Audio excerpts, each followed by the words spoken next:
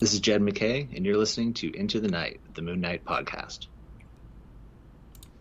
Hi, this is Devamalya Pramanik, and you're listening to Into the Night, the Moon Knight podcast.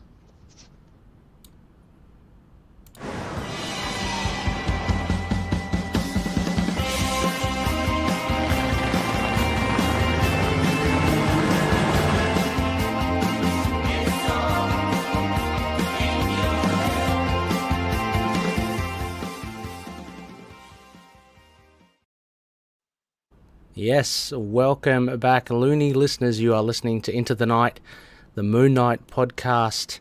You're with both your high priests, Rebecca and Ray. Rebecca, how you going in the temple? Doing all right, a bit sleepy, but that's from living too hard yesterday. Well, it could be Morpheus. Fine. I don't know. We just got to keep our wits about us, but always glad to see you, Rebecca. Yeah, me too. And Loonies, yes, we are coming in. We're coming in live this time. I'm not sure if we have been live the last couple of times, but we're doing it this time. It is a very special issue that we are covering, of course. It is a Moon Knight Fist of Khonshu issue 10, or some would say, Rebecca, Legacy 250. Somebody would say LGY #250. So this is great. I mean, we've spoken to both of the creators, Jed McKay and Dev Pramanik, and it's all been leading up to this. We've been teased with some stuff, so we're here now, and we're going to go through the issue. It's a little bit surreal thinking that we're on such a milestone, Rebecca. I don't know. It seemed like only yesterday we were celebrating the, what was it? Was it issue 25 of Moon Knight? Yeah. So whatever all the different assignations of Moon Knight titles we've had during Jed's 50 issues or whatever. Yeah.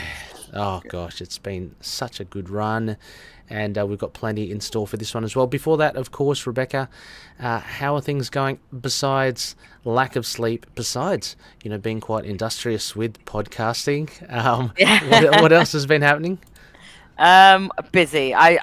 This is one of my really busy work months, so I've been doing 6-day weeks and 9-hour days, and just one more week to go, so that's good, but it's all gone well this time, so that's the main thing. I haven't managed to get to see Superman, did manage to squeeze in Fantastic Four.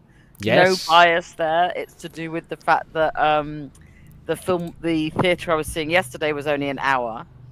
Okay. The theatre I was seeing on the day Superman released was 3 hours, so I couldn't really fit a film in on the same time. It's all to do with London, so. Right. And speaking of Superman, we have here Connor McKenna. We've got Superman right here, right now. How you going, Connor? Connor, podcasted with Connor before we did Superman. Last Sons of Krypton. Krypton. I'm going to be doing one with him this week, so.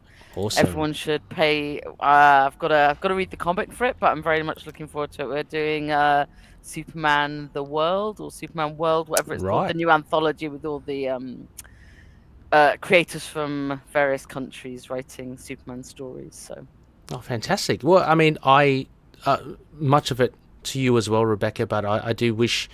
Connor, I hope you've enjoyed the movie. I haven't seen it yet, but I'm hoping you're enjoying it. I hear some good things about it. I've only heard good things about it. Yeah. My family loved it. My little sister actually went to see it and said a Fantastic Four yesterday. So nice. So because we had a spare ticket, and I was like, "Do you want to come see Fantastic Four?" She's like, "I just booked to see Superman." So it seems that a lot of us July's been quite hard for. So, but yeah, I still kind of have hopes that I'll sneak in a Superman trip. Okay, that'll be good. I mean, it's if I had time, I mean, I'm hoping to somehow see Superman. I don't know about Jurassic. What's it? They're the three, aren't they? Jurassic World Rebirth. I mean, look, I like the Jurassic Park films, but the last one was terrible. But if I'm making time, it will be for Superman. It's not going to be for just the one that I can watch on TV sometime. Yeah, that's true. And Connor, kind of swoops in here. Superman flew around and punched things. 8 out of 10 would go again. No, that's good. That's great. And I heard kind of no burning buildings. Fantastic. No runaway trains. Oh, I quite like the odd runaway train. Oh, well, it's it's there. It's iconic.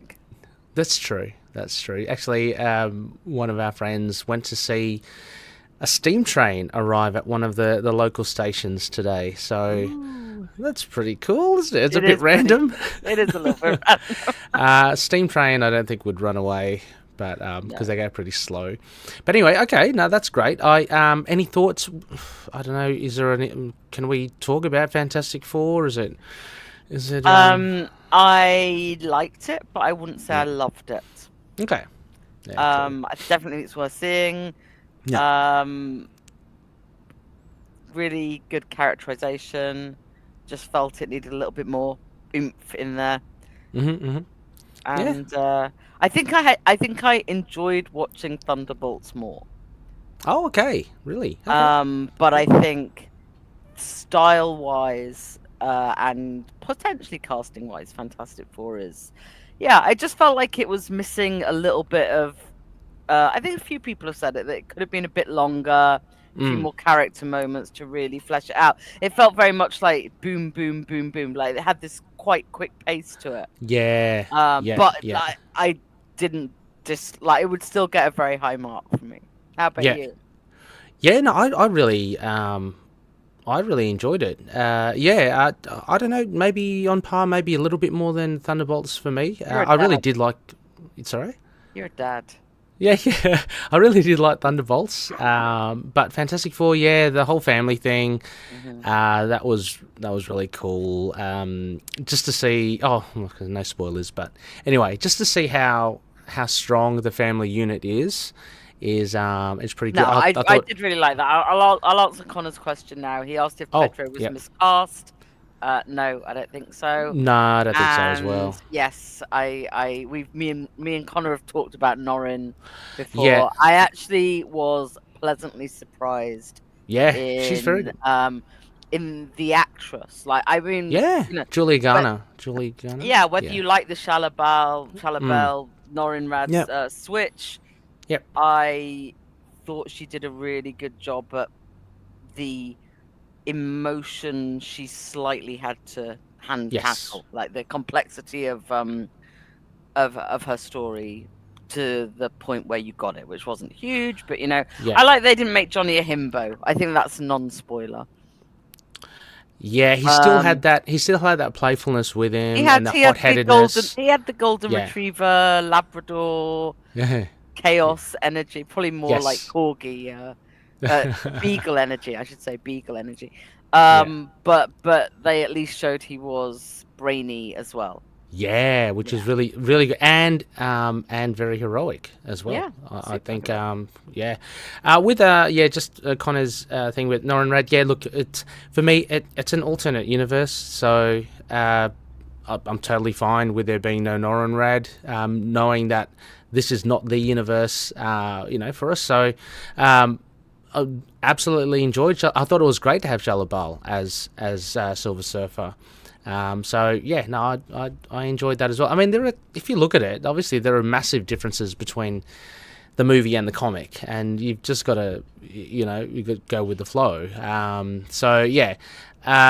What this kind of mentioned, I still think Lawrence. His voice was good, very.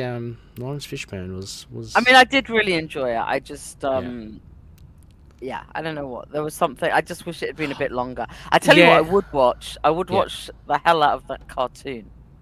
Oh yeah, the cartoon looks really cool as well. Very small clips of the whole. Yeah. Well, the thing at the before I don't want to dwell too much on it, the movie, but is it Shackman, the director? He actually cut a lot. There was all of John Malkovich was gone, and there was a whole thing with the Red Ghost apparently, and that was John Malkovich.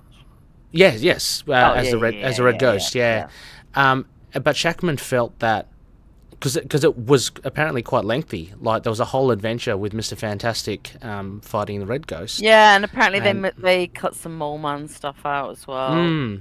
Because Shackman said that it kind of started to veer away from the primary kind of drive of that kind of family thing, and I get that. yeah. I just wish we'd seen a little bit of them outside of that very focused story, but I did think they did it really well.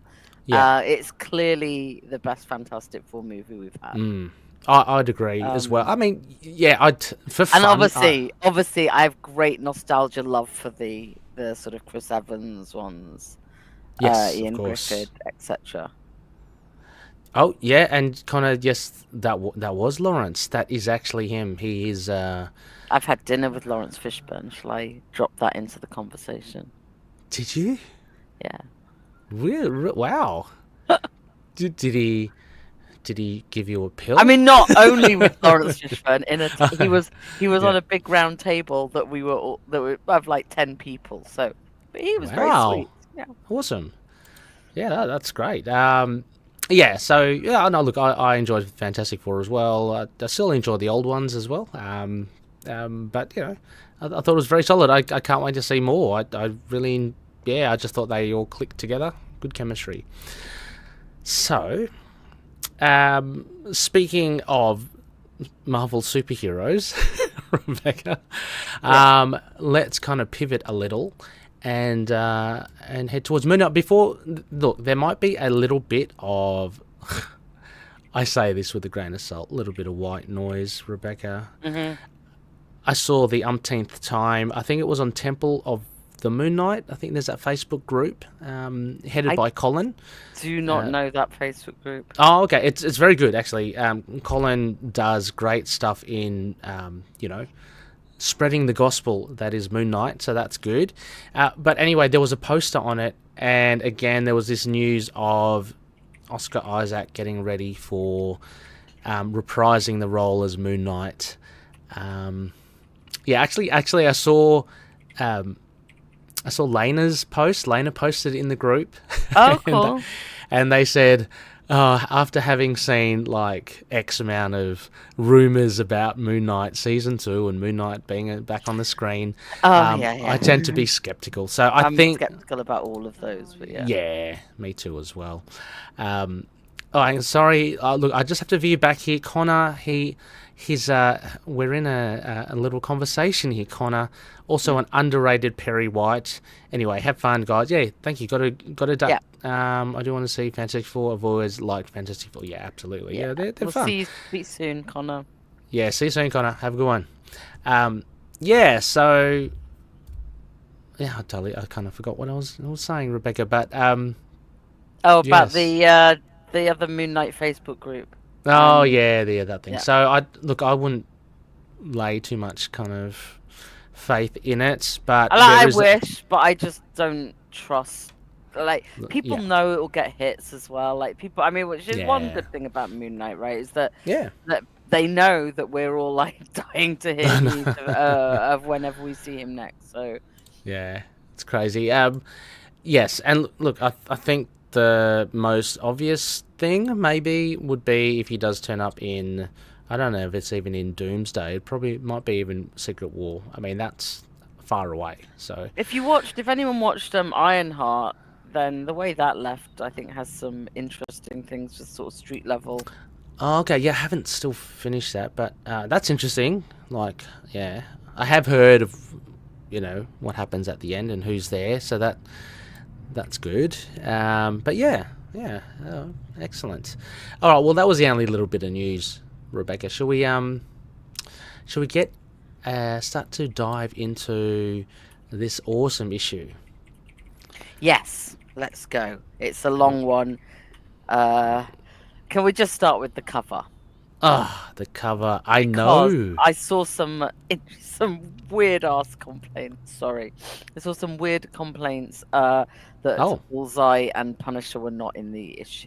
I was like, oh, really? You know what? Like, yeah, we always get that. Werewolf by Night wasn't either. Whatever, but yeah, it's still a cool cover, right? It is a great cover. It doesn't matter because it's not saying this is directly what's going to be in the issue. It's just showing Moon Knight with some of his adversaries. I'm not going to call them a rogues gallery. Yeah. Well, I think because far too DC for me, I will call them his adversaries. Well, I think just for the fact that it's the moon size 250th issue, I thought I that really was like the trade enough. dress as well. I think Yeah. I think did uh, I think David Paratori posted and said, "Look how great the trade dress looks on it," and they did a really nice job because you not Yeah. only have that moon size 250th issue, but then the Yeah. 50 years, the Yes. actual heading, the Legacy 250 that I was just mocking. There's only a couple of things. There's only a couple of things I don't like, and that's the 2 in 250 at the top. Oh yeah, it looks a Like bit the too Z. Z. And Yeah. I don't like the font changing for spectacular. But Yeah, that is a bit kind of all over the place, since isn't I've it? started doing very graphical reports for work, I'm like, I started getting no, I would rather that font all stayed the same. But actually, Yeah. it's a really nice job, and It is good, and yeah. it doesn't cut off. I mean, it cuts off the cape, but that works, and then we still get Moon Knight up front and center. Yeah. The adversaries are all muted colors in the background. Yes, Very I didn't nice. even consider the cape, Rebecca. I thought like because Well, it's the just kind of everything thing else that was. if you saw a Virgin cover, then you'd really get the full, like you Yes. can see the stars in the sky behind him. Ah, even. yeah. But like, Yeah. the fact that the trade dress works so well, It looks good. big It's up great. to cover artists who have to work all that. Yeah, no, it is great. We get Butch Guice. We get a nice remembers Tribute, Marvel remembers. yeah. Tribute to him. So that's great. It's and before we get into that, we got a couple of prologue pages. So as mentioned, God of Gangsters. That's what this is called. There's even a subtitle: Moon Knight is at war. Rebecca, would you mind giving the credits? Yeah, let's do it. Writer Jed McKay, artist Malia Pramanik, color artist Rochelle Rosenberg, letterer VC's Corey Pettit, cover artist David Paratore, variant covers EM Gist, Stephen Platt, Paolo Guerra, and Rochelle Rosenberg, Retrovision. Cool. Editor Devin Lewis. Yes. I guess let's do assistant editor as well, Drew Baumgartner.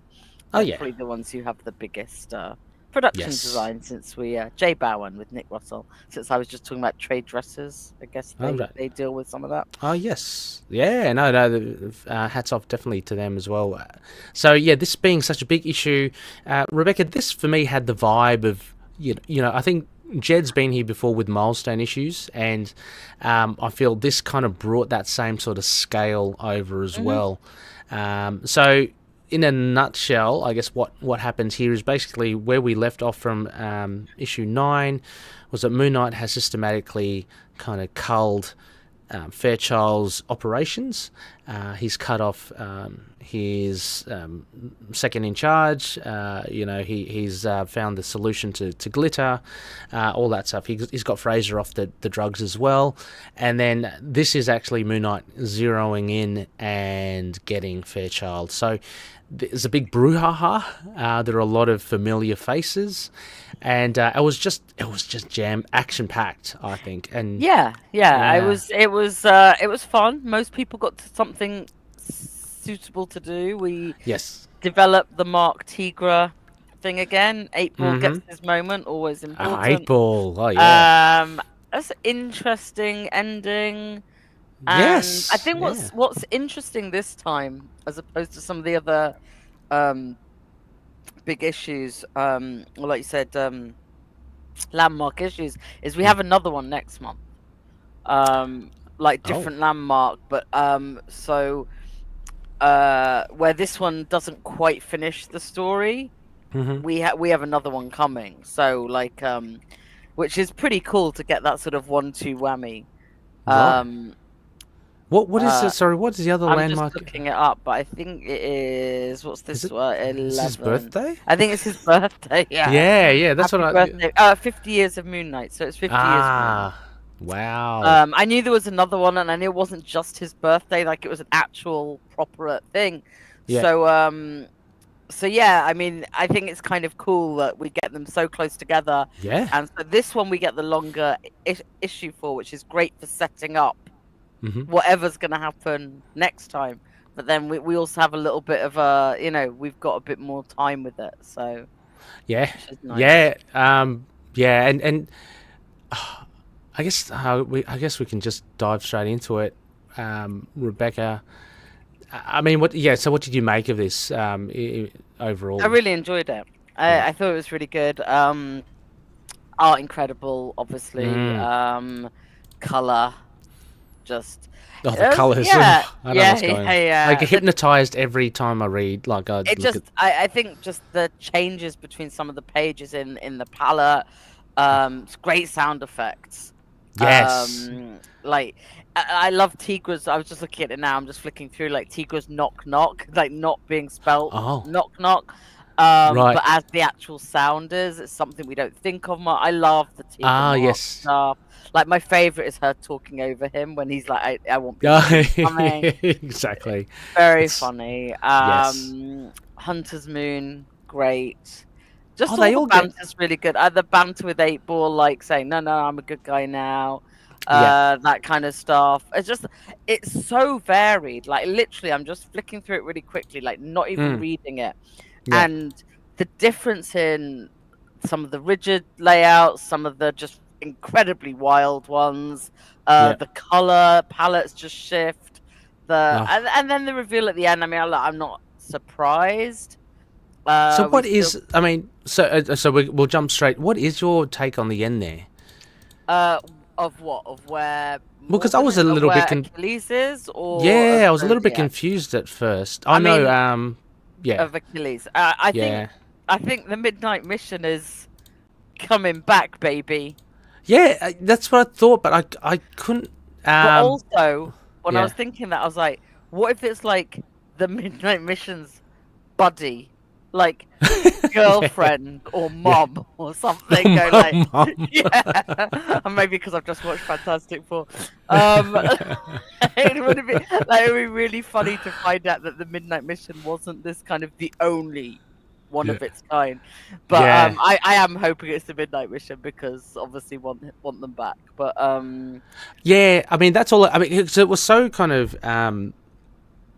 I mean, it all leads to the Midnight Mission, right? But since there was no prior, we can only assume since there was no like prior kind of hint that the Midnight Mission was somehow back after Carver had done away with it. It just felt so weird. Yeah, it may not be.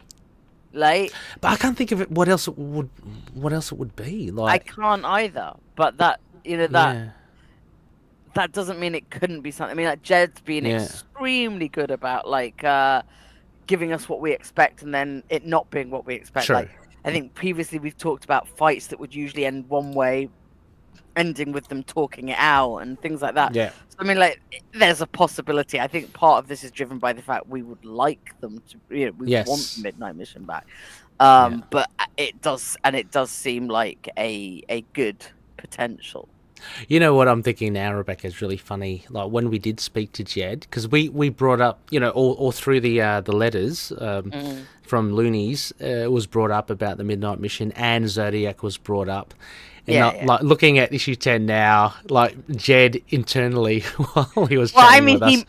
He must have known that was going to Of course. Come up. We're always going to talk about things that just happened as well. But and I always think that that's one of the hardest things about for him and Malia, like talking to us so openly and freely, but not being able to say everything, like because I would be terrible. Well, I obviously there's a skill to it. Yeah, exactly. You don't want to spoil it as well for everyone, and obviously you don't want to do the wrong thing by saying stuff that you shouldn't. But so I think they've done it brilliantly. I don't know. I just have a little chuckle because like just knowing that Jed knows. I mean, it must be a great joy for them to hear. Yeah, it's great. But look, I totally agree with everything you say, and I'm flicking back over here. So people watching the video, you're probably seeing a flash of colours and images as I go back and forth. But obviously we can go into Dev's amazing art here. What I really loved and what I took away from it, Rebecca, was I kind of felt like a little bit of nostalgia for the fight scenes of of the 80s and 90s, where you have a team and they all pair off into the other villains, and then you spend time each on them and their fight. I used to love that with the West Coast Avengers back in the day, and then obviously the X-Men and all that. I mean, it's one of the clever ways of dealing with a team, right? And a lot of more modern comics as well don't focus or bother about these action scenes and stuff. So they either do it, and what you'd see even with the team books, they either just do it holistically.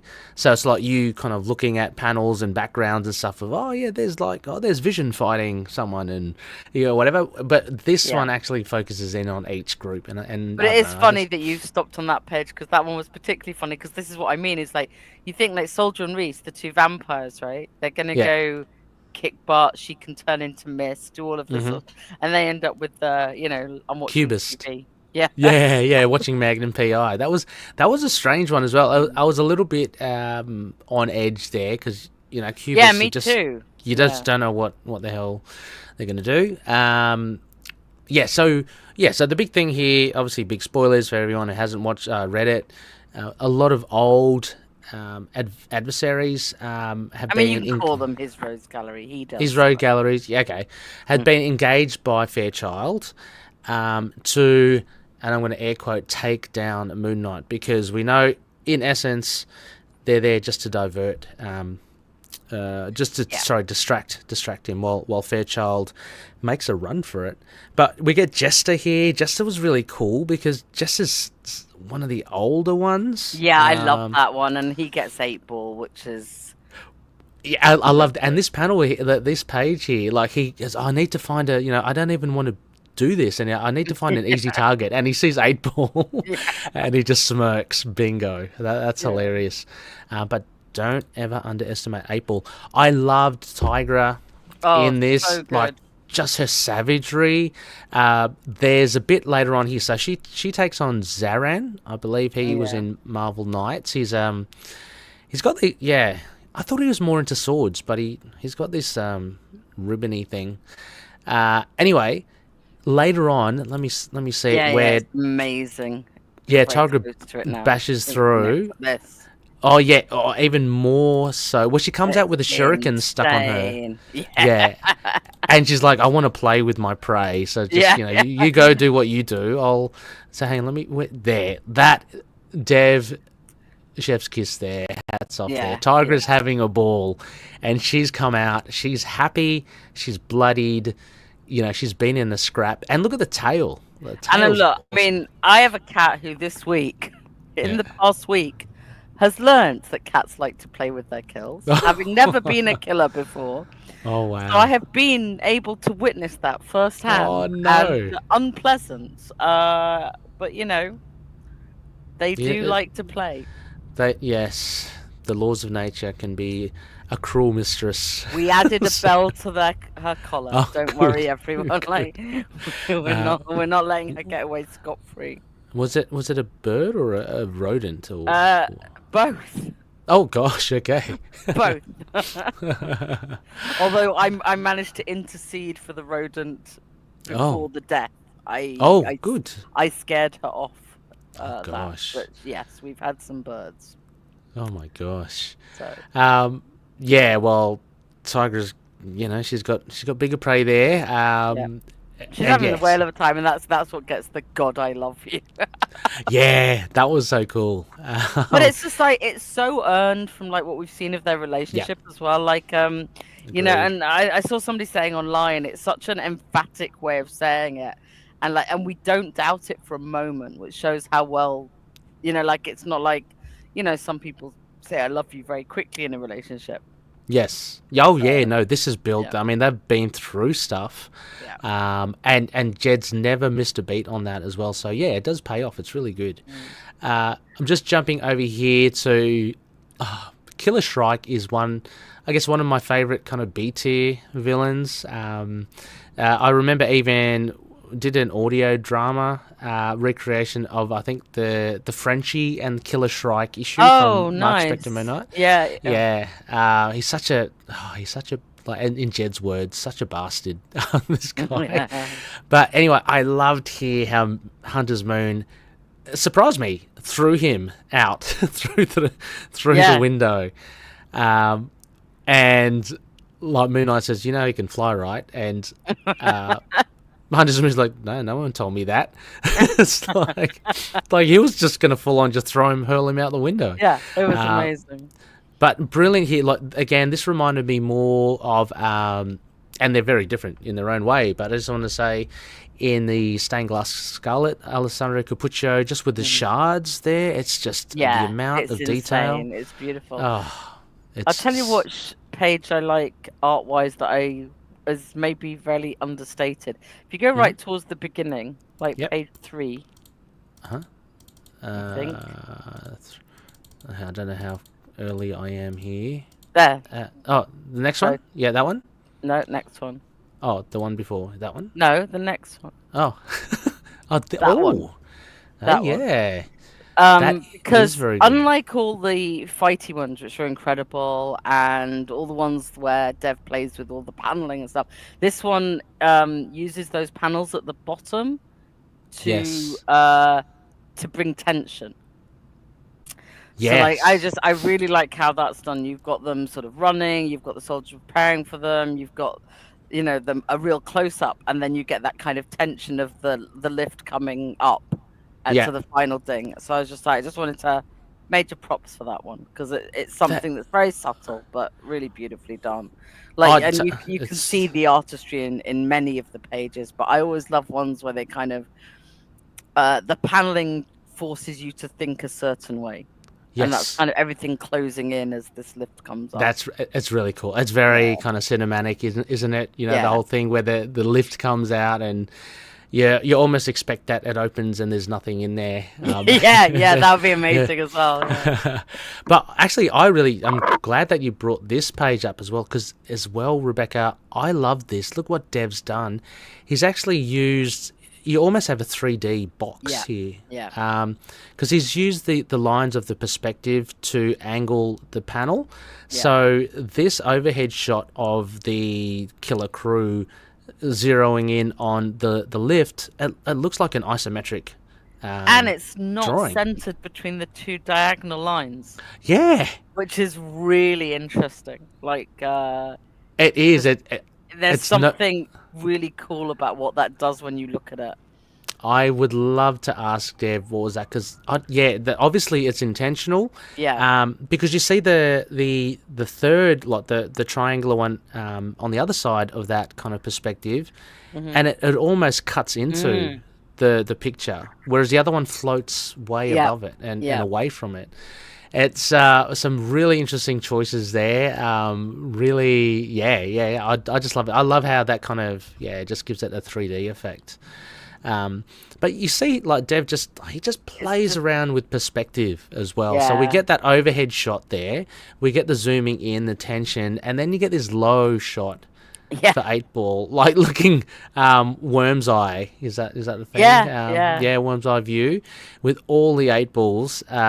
It's just 8-ball corner crazy. Pocket, love him.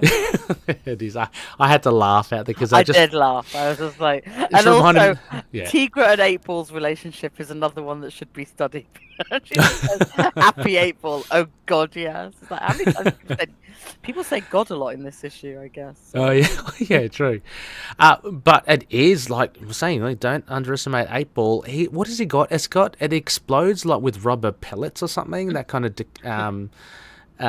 incapacitates all of them. I thought it just exploded, but anti-personnel 8-balls. It's too funny. Like, I mean, you have to laugh writing that, right? Just not like grenades or anything. No, I'm going to call them 8-balls. I told you my anti-personnel 8-balls would work. It's crazy. But yeah, they seem to have like shot out these pellets and stuff. I don't. 200,000 rubber pellets from them. That's crazy stuff. And yeah, as you said here, just the comedic timing. Moon Knight kind of he struts in and Tigra just rolling the eyes. I kind of would like Reese to do that a bit more. Like I think we've kind of Reese and Soldier haven't had as much time in the spotlight recently. No, true. I mean, it's hard. It is hard to juggle. It is hard, and I love the Tigra Mark moments. I wouldn't be without any of them. But I hope I hope we have some coming up.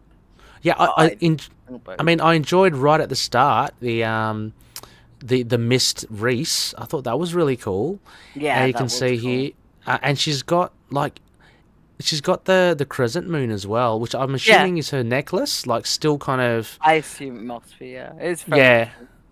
But it's really cool there as well, and yeah, that's such a great shot as well. So yeah, true. I mean, I think Soldier and Reese maybe need a little time, but hey, the personalities of Tigra and 8-Ball seem to really take the floor at the moment, and I wouldn't have it any other way in that sense. Yeah, so we have here, was it Cubist, Jester, Zaran, Dead Zone, and Killer Shrike. Most of them are from the 90s. I think I saw that Mario, bless him, has in his comments, which I didn't read, but he has listed. He's given us the issues and and when they're from. So. Oh yeah, I've got that. We'll get to Mario again. Mario, fantastic comments. Absolutely, yeah. Which is good. So we'll have timelines for all of them there. But again, yeah, looking at the panels here again from Dev, just really nice brilliant work. Yeah, and you've got actually Fairchild's hand in the foreground there, so a lot of depth to it, and all the goons in the back, really cool stuff. Yeah, Dead Zone was fun. It was a zealot, I think, or something, just kind of, yeah. And it just got a lot of, I think, electric whips. So they know. That was cool bit of art to deal with. Yeah, absolutely, yeah. So they're no slouches as well. Killer Shrike, it was strange because I think Killer Shrike. Dead Zone with the electric shit, yeah. Sorry, Dead Zone the electric, yeah. But Killer Shrike also has he can shoot stuff. So I was lost a little bit there on he's got these weapons there, these sharp weapons. But that was cool. And yeah, Zaran, I've only seen him once in Marvel Knights. I haven't really. And I loved him. I loved Hunter's Moon saying, "I'm not the one who tells jokes." Oh yeah. I'm like, which fist of conscience? I mean, Mark's not super witty, but okay. Yeah, I mean, and it is such a struggle as well. You see both of their masks, like even their Hunter's Moon, like it's coming off. Like he's been, you can see his head and his mouth almost, and then same with Moon Knight later on as well. But a lot of playfulness there with the capes, which I think informs the panels there, and as well as the action, the movement of the action. Yeah. But yeah, no, this is really really good. Yeah, and so the end. I just wanted to call out Dead Zone, pretty dumb, and Moon Knight is so he leads him to some I think it's a fish tank or a water or whatever, and he kind of electrocutes himself, silly fella. So I mean, that was basically, they're all there to divert Moon Knight, but he does catch up with Fairchild, and as we mentioned, there's this what we think. Oh, also the was it Ginar, the sword? Yeah, the sword. I really enjoyed how that scared the hell out of Fairchild. Yeah, I did as well. Yeah, and again, really look at that perspective. That's a weird perspective. That's it coming out of the comic. Yeah, a lot of it, and we know Dev's mentioned before about wanting to, overlap the panels and stuff. He's really pushing the boundaries there. But this is fantastic there when he unsheathes it. I don't know where it is, a pocket dimension, Rebecca, at the back of him. He manages to. It's behind. Oh, is it between behind the thing? Okay. I think. Who knows? Yeah. With the dragon, that's so cool in the background. I love it. Beautiful, actually. And then this chaotic page of running away, that really gets the sense of how, and the panels got that slightly fuzzy Well, not fully black. Yeah. Yeah, this is a strange one. Again, I wouldn't mind picking Dev's brain on this one too as well. Like, obviously the movements and stuff, but I don't know. There's got to be something in there as well. No, it is. It forces your eye, but it's also like showing you all these clips to show how it's a bit frenetic still everywhere. Yeah, but Oh, there's look, almost a soldier and 8-ball beating on someone. That's pretty cool. Getting Oh, yeah. together, you know. Getting together, a bit of bonding, team bonding. There's Reese as well with Killer Shrike, so they're all doing their stuff. Yeah. But yeah, this I did think though, Dev's a couple of the facial expressions seemed quite different from what I'd you'd expect from Dev as well. I thought there were some differences there. But yeah. That was just amazing when he runs away. Yeah. So we think well, maybe we all hope it's some sort of Midnight Mission-esque Midnight Mission's mum. That's what we think. That's my and of course, look, the big thing, Zodiac coming back. I mean, I like him, but I'm like I don't know. I do like all it. I want to see him taking all those pictures of Moon Knight. Yeah, I mean, the way I take it is just that this is like Jed just saying, look, he is in the picture. I'm not sure. I don't know if unless I'm wrong. In the next issue, we go straight into Zodiac, but I think he's just going to be milling around in the background. I think. Yeah, maybe. It's good to know he's still there, pulling on his strings and keeping us dangling, waiting for that. Yeah. So Mission Control here. Let me just say, next issue, it's a bombastic birthday party for Mark Spector. How old is he? Don't ask. He's a drawing. Plus the anniversary celebrations continue, including a reappearance of a long-lost member of Mark's supporting cast. Look, I'm not saying it's the Midnight Mission. What if it's Samuel's? No, I mean, I don't know if I count the Midnight. I don't know if I count the Midnight Mission as long. No, lost. That's why I think it's one of the originals. Yeah.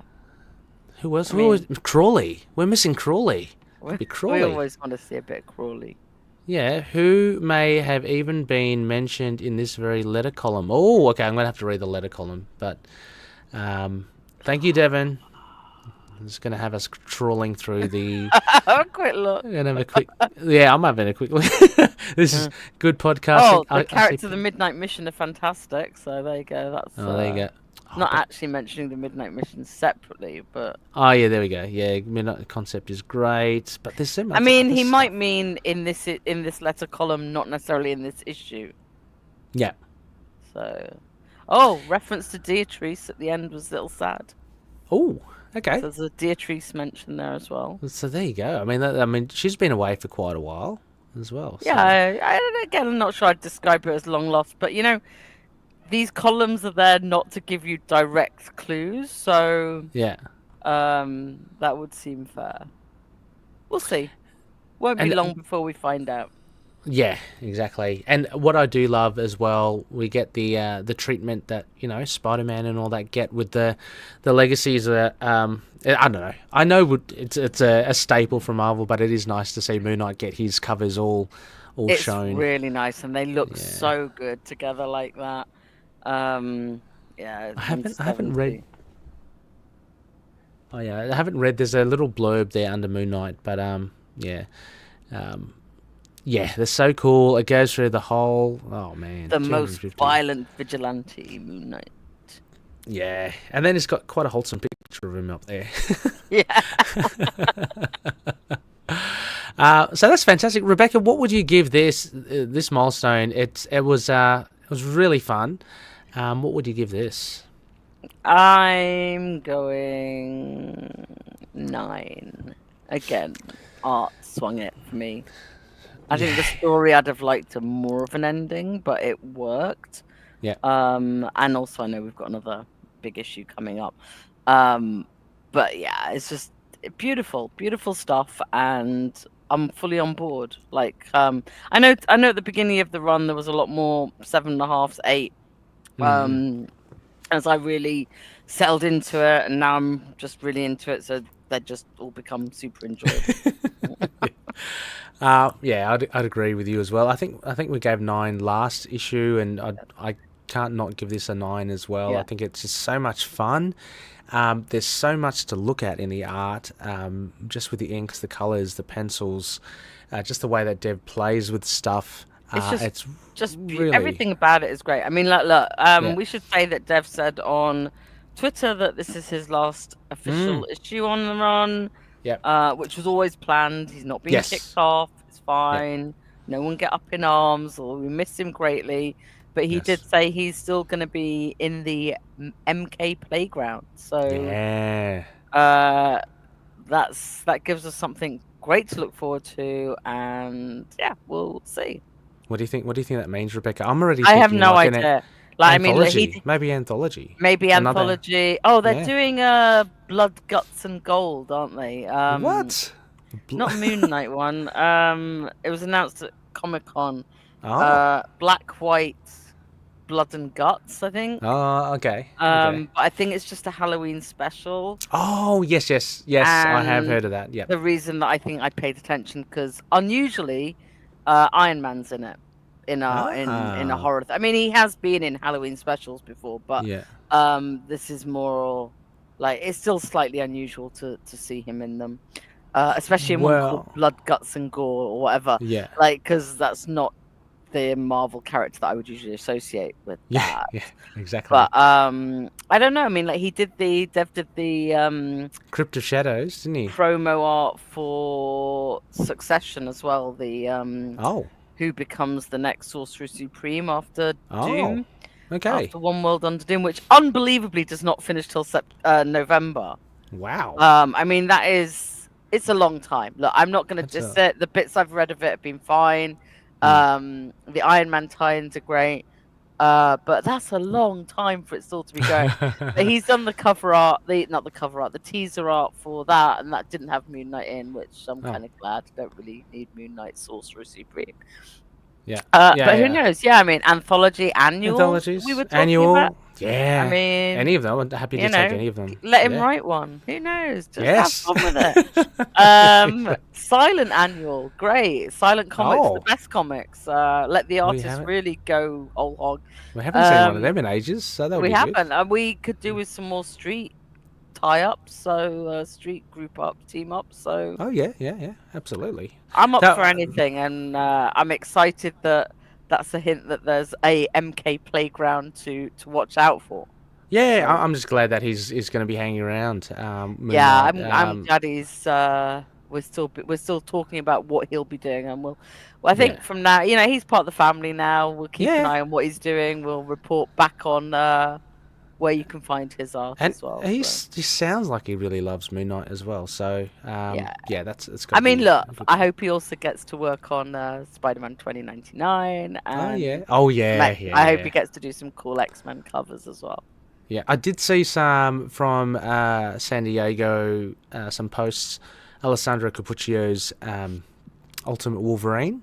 It looks awesome. Awesome. And he's also doing the covers for Nova Centurion. Yes.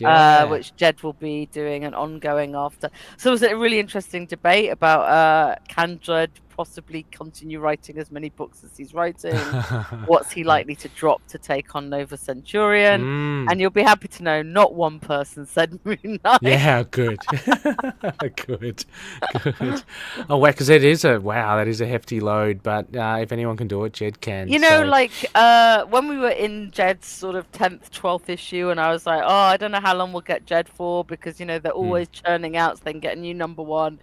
But then every time we speak to Jed and he talks about whether he really wants anyone else to write Moon Knight, it kind of revises how I feel about that, and it just reminds you how we're not used to 50 issue runs with the same writer. I mean, and we had the same artist for a long time, and they've still not changed artists a huge number of times. We've kept in the same little group of artists. It shows how unusual it is that I went into it just assuming maybe 12 issues and then True. 24 issues or 18 issues, and then we'd automatically change teams. But Well, I mean, but that's, I guess, testament. I mean, it shows the strength of the title and the character, what it's doing, Yeah. and again, what Jed has done for the character. Yeah. I mean, I still stand by, regardless of the TV show, I think the strength of Jed's run really has kind of galvanized Moon Knight, because it's chalk and cheese from the TV show. So there's like little connection there. But by the time you get 12 issues in, or 6 issues in even, there's never any bump from anywhere else. Yeah. It's literally got to be people who are still interested in it, right? Yes. Because that initial bump only gets people to buy the first arc, really. Yeah. Exactly. And if I mean, like, you see it in a lot of things where there's a drop off after the first trade. And then you get people buying the first trade, and then people switch to trade buying. So there's all those sort of things. But I think the initial bump was having the first trade out for the TV show. I think that's I think that was the timing. Yeah. And then so people are interested in the character, but I guess it also reminds people who've read Moon Knight comics before, I should go see what's happening. But I think a lot of word of mouth, you hear people talking about it, and people recommending it. So it's good stuff. Exactly. It seemed to have a presence as well, like Moon Knight. I've seen it on Reddit. I mean, Reddit's got a lot of subjects there, but just the Facebook groups and stuff. It's great. It's great to see that it's grown. Rebecca, before we go, we do have some feedback. So let's have a look here. So we got I've got the second half of Mario's coming up there as well. But Rebecca, I'll kick off here with Jeff Naruki. Yep. This is on Facebook. Jeff mentioned about issue 10/250. I liked it a lot. I felt it was a little rushed. Knowing how much trouble he had with the new big bad, it'll be interesting to see where this goes now. I don't know. You've rushed, maybe because the action was just too action-packed. It was quite quick. That's where I put it. I felt like we've earned getting there. Usually, I mean, especially for a new big bad like Fairchild, like we had all the stuff with the drugs at the beginning. Like at the beginning, it felt like a very slow build up, and then I guess that once he was revealed as Asgardian, and then we had the beatdown on Mark, boxing wrestling match. I feel this feels like deserved to me. But then it was a lot to take in, like of action. Yes, it was very classic, as I mentioned, harking back to the old days of just action, hero on villain. So Rebecca, we've got a big one here from Mario. Yeah, I've got Mario's in front of me, so I'll just read it, not from your screen, but from mine. No, just because I've got the whole thing, so I don't have to worry about it. Issue number 10 is an oddly mixed bag in that it's oversized but essentially an issue-long fight scene. But all in all, it works really well. The story is, as I mentioned, fairly basic. The mission crew attacks Fairchild's HQ and breaks up his operation. But within that, nearly everyone gets a little bit of a character development, a character moment, even 8-Ball. The notable exception is again Soldier. When are we getting a spotlight on him, Jed? Another highlight of the issue is the offhand way it shows how Mark and Greer's relationship is progressing. He trusts her to take care of business. She feels comfortable enough to make fun of his character tics. When Mark says he loves her, you believe it. The art is excellent, with what has now become the expected amazing panel layouts and colouring. If I had any quibble at all, it would be that Tigra's face looks a little bit off model in her first scene, but that could just be shadows making her look older. That's just one scene as well. And then we have the double-barreled ending. Fairchild seems to escape, but if my theory is correct, he's paying the price for Carver killing the mission in issue 3. I'm not certain at this point whether that disappearing room was the mission itself, having worked its way back to the 616 universe, or another member of its race. Go Mario! But I'm 99% certain it is indeed related to that odd ballroom-like image in issue 0 of this run, attached for reference, which he has, and oh my god, it is beautiful, and it does look extremely the same. Great it does. Callback. I had not twigged that the colouring was the same as well. And of course, he's back. Zodiac has returned, but what are his plans now? And does it have anything to do with the deal he made with the mission? Ooh, I forgot about that. There is that deal, isn't there? Yes. Yeah. Ooh, yes. Oh.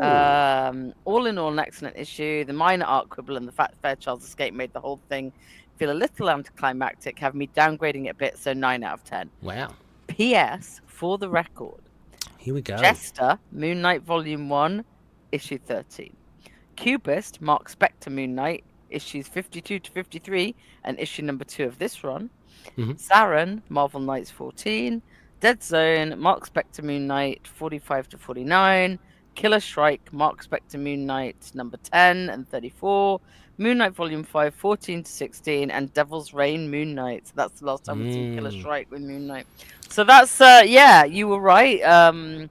Saren, just the one. Mm-hmm. Jester, just the one. It's Jester, though, I do think... I mean, Jester's very, like, recognizable, and you may have seen him in other comics, I guess. Well, Jester was originally from the Daredevil comic, I'm pretty sure, in the 70s. Yeah, I think so, because I think, I think when I was rereading that, you're right. Yep. But yeah, no, that's cool. Yeah, no, thank you, Mario. That's fantastic. It looks like you are on the same wavelength as us. Yeah, Midnight's mum has come in. I love that. But yeah, it's Fairchild's Escape. What was I going to say? Oh my god, it could be Midnight's kid, and then we also have Deirdre's come back, and they bond. And it'll be like... Oh no, that was the thing. Yeah, that what Mario mentioned about Zodiac having that deal with the mission. Midnight yeah, mission, I'd actually forgotten about that. Yeah, and because really interesting, right? Cause, because at the beginning, just kind of walked out after that. Yeah, because at the beginning of this issue, it's going pear-shaped between Zodiac and Fairchild, and pretty much the person on the other end, which is Zodiac, is saying, "Well, have fun dealing with Midnight. He's all yours." So maybe he's kind of arranged for this other Midnight mission or whatever it is. Maybe the Midnight mission to come and engulf Fairchild. So yeah, interesting. But thank you, Mario. Maybe that was his backup. Yeah. Yeah, like, exactly. I need Fairchild still in play. Yes. So yeah, exactly. Like, come whisk him away from. But then that would be another thing that Midnight Mission was doing for Zodiac also. Yeah, and just have a last one here from the Moon Knight. I want to give them a shout out again from Blue Sky. Stunning artwork, absolutely stunning artwork from issue 10, for sure. So thank you for everyone for dropping in comments. It's not too late, of course, as well. Let us know if you're listening. Drop in a line on YouTube, on the Facebook page, Blue Sky X. Let us know what you think. We want all your theories for issue 11 as well. Like, who's the long lost member of the crew. Oh yes, someone read those letters pages. Let us know who you think. But Rebecca, this is fantastic. It's been so much fun. Great. Issue 11, did it say? Sorry, let me have a look. I didn't pay attention. It did say, but I didn't pay attention. Yeah, I didn't see when it's due. But yeah, I guess in about a month, I guess we'll... I mean, I imagine so. So maybe when I'm back from my next holiday. I know all these holidays. Sorry, Americans. But issues 3rd of September. 6th of August. 6th of August? That is quick. That's like next week. Yeah, this has just come out at the time of this recording. That's crazy. It can't be, surely. Is it? It says. Anyway, this one was delayed a week, remember? So we would be, but that one might be hard for me to record as well.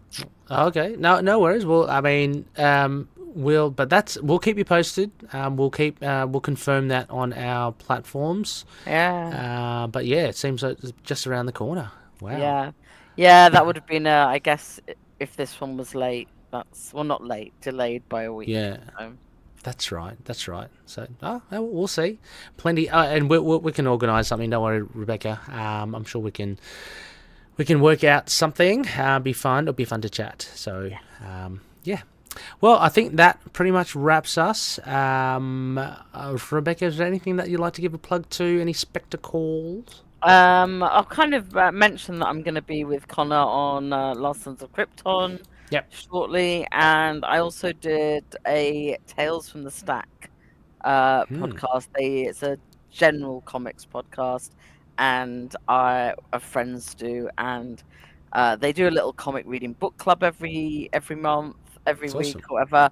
And I went on to talk about one of my great loves, Transformers: More Than Meets the Eye. Lovely. One of the greatest comics runs ever, Yeah. and we've agreed to keep going with it. So, Nice. Oh, awesome. Yeah. How about Yeah, I should be on. I think it's on the latest episode of. So Russell, a friend of the show as well, has a new podcast, the Kaiju podcast, Kaiju Comic Podcast. I'll put a link in the show notes. you? Yeah, do. He's got about 8 episodes out now, so doing very well. I jumped on there. We spoke about it a while ago, Rebecca. I had read King Kong. It was a sequel to Kong Island. What is it? Yeah, to Skull Kong Island or yeah, Kong Skull Island. Yeah. Yeah, right, Skull Island.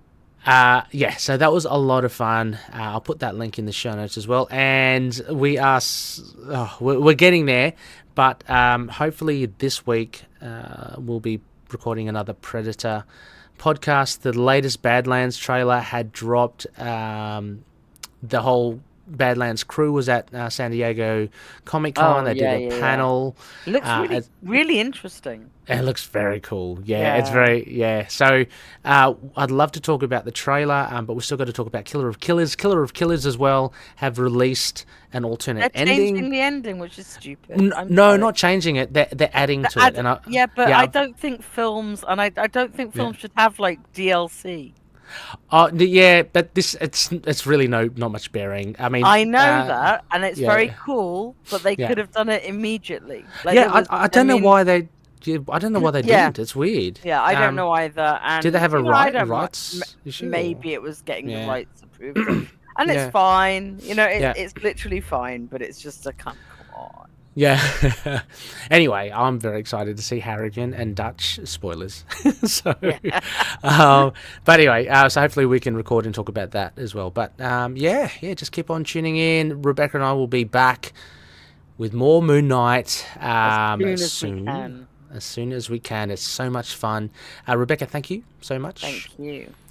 And thank you, listeners. And as always, may Khonshu watch over the denizens of the night. Catch you later. Bye.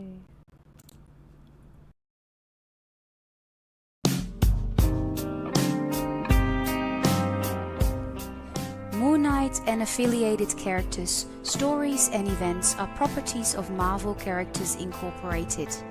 Materials used and discussed within the podcast are intended for critique and review purposes only under the fair dealing concept of the current Copyright Act. The views, information or opinions expressed during the podcast are solely those of the individuals involved and do not necessarily represent those of the copyright owners.